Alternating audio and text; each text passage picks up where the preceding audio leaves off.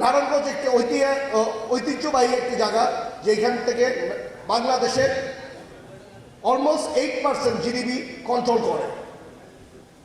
দুঃখের বিষয় হল নারায়ণগঞ্জকে এখনো বি ক্যাটাগরি একটি জেলা বানিয়ে রেখেছে। আমরা কি সকলে চাই না নারায়ণগঞ্জকে এই ক্যাটাগরি একটা জেলা হওয়ার জন্য?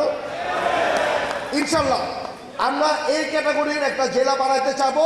কারণ এই দুঃখ আমরা কার কাছে বলবো যে এত বছর ধরে নারায়ণগঞ্জ কেন বি ক্যাটাগরি জেলা হয়ে আছে আমার এটা জানা নাই।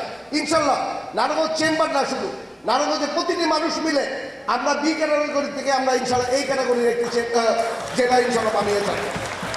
আজকে আপনারা আসেন, নারায়ণগঞ্জের রাজুক কন্ট্রোল করে, ওয়ারেস আপনি বিভিন্ন জায়গায় আছে, তারা তাদের নিজস্ব একটি বোর্ড থাকে। আমি আশা করব নারায়ণগঞ্জ কর্তৃপক্ষ নামে একটি বোর্ড থাকবে, যেটা নারায়ণগঞ্জের প্রতিটি বাড়ি ঘর এবং রাস্তাঘাট কীভাবে হবে নারায়ণগঞ্জ কর্তৃপক্ষ চালাবে।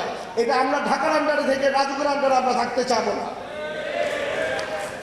আপনি নারায়ণগঞ্জকে অবশ্যই যাতে মেট্রোপলিটন একটি সিটিকে কনভার্ট করা হয়, কারণ নারায়ণগঞ্জ এই হারে বসবাস, নারায়ণগঞ্জ যেই টাকা ট্যাক্স দেয়, যেই টাকা ভ্যাট দেয়, তাতে অবশ্যই নারায়ণগঞ্জকে একটি মেট্রোপলিটন শহর বানানোর দরকার।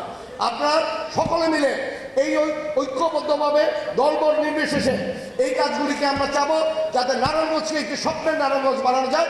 নারায়ণগঞ্জ যাতে একটি স্বপ্নের নারায়ণগঞ্জ থাকে, নারায়ণগঞ্জ যাতে ঐতিহ্যবাহী একটি জায়গা থাকে, যাতে এই ঐতিহ্য নিয়ে আমরা শুধু না, আমাদের নেক্সট জেনারেশন যাতে এই ঐতিহ্য হিসেবেই তারা বাঁচতে পারে।